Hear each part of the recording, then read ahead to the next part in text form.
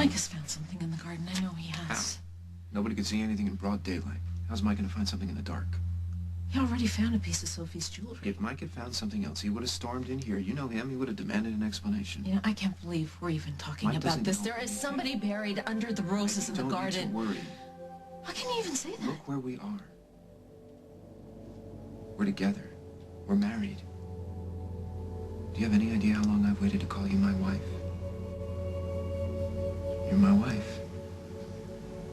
And no matter how we got here, this is where I've always wanted to be with you. Me too. We're not here. It's not that easy. I mean, look what happened to Sophie. Yeah, us living unhappily ever after isn't going to bring Sophie back. And I'm not willing to miss a moment with you because of some misguided sense of guilt. I didn't do anything. You didn't do anything to hurt Sophie. And you know that. Meg, but if Mike or somebody a few hours ago, I swore I promised to love and cherish you till I died. That's a promise I'll keep.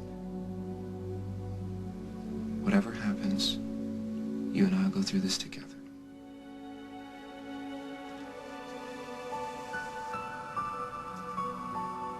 You know, you really didn't have to bother the chef. I believe Chef? right off the sandwich. I made this with my own 2 hands. You did, really? Oh, yeah, yeah. I know you already know this, but I'm a man of many talents. Yeah, but is cooking one of them? I don't know, you'll tell me.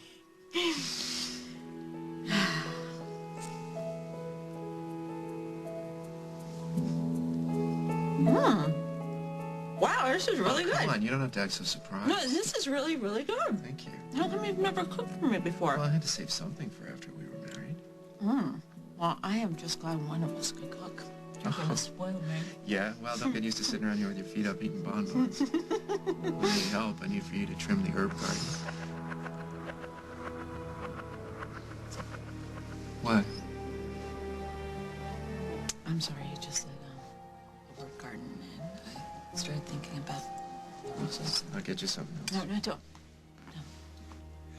No. You sure? Yeah. My husband made me a beautiful meal, and I can't let it go to waste now, can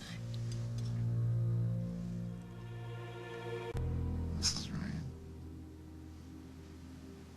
Mr. Ryan? I think maybe we should go upstairs. Well, far be it from me to disagree with you.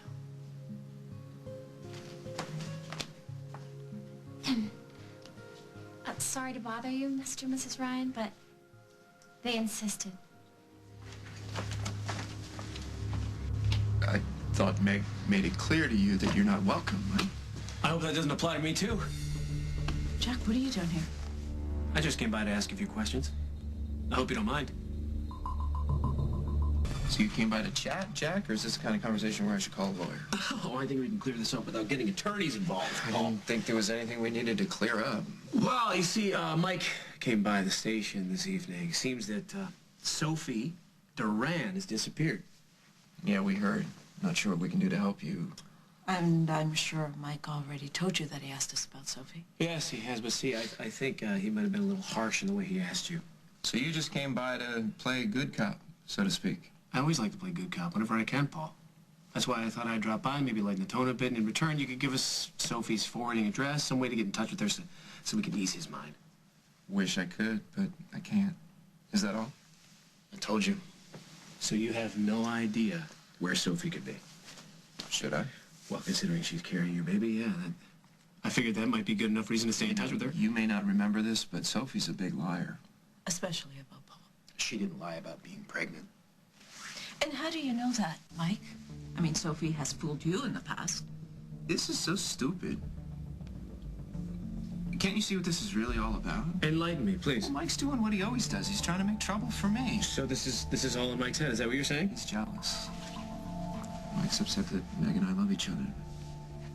We got married. You got married. You're married.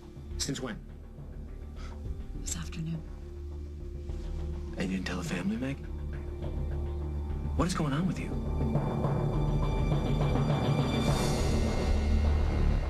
Paul and I are in love, Jack. And we looked into each other's eyes this morning, and we knew it was time. We've waited long enough. Was it just a romantic impulse then?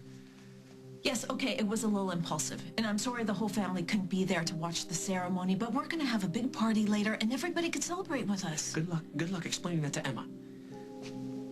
Mama will understand. I don't think she will. She's gonna wonder why the rush. You know, it might seem rushed to everybody else, but not the bride and groom. We've waited a long time for this.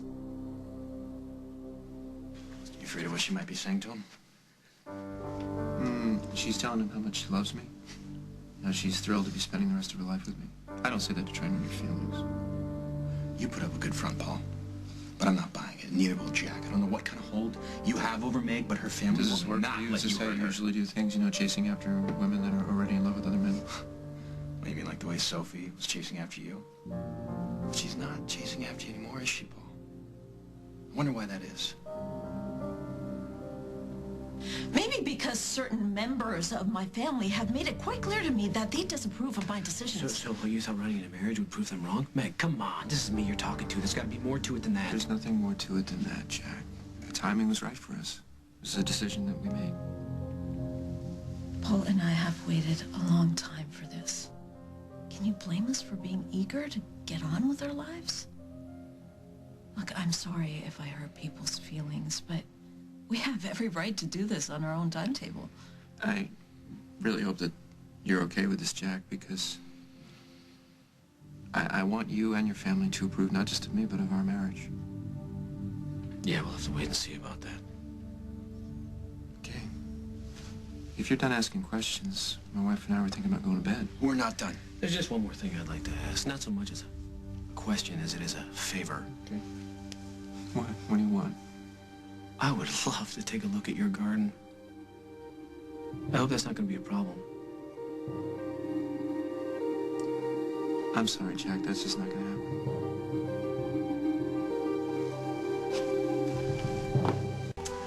You say you want acceptance from the family, yet you turned down my very simple request.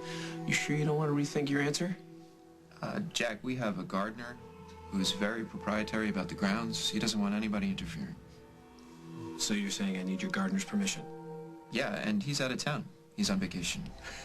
For how long? A couple weeks, week, 2 weeks. But as soon as he's back, you can poke around the garden to your heart's content. Well, good night, Jack.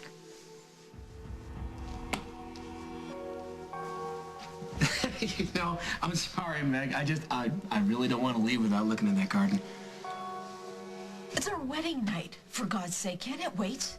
Under any other circumstances, I'd say yeah, but I'm beginning to wonder if there's something out there he doesn't want me to see. I'm beginning to wonder why you barged in here making all these insinuations. Maybe if you didn't act like there was something to hide. Paul, we can do this one of two ways. I'd really rather do it the easy way. What's the hard way, Jack? I get a search warrant and I come back here with a bunch of guys and shovels. Why don't you do that?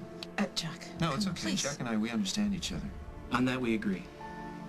He's just doing what he's got to do, and I'm just doing what I got to do.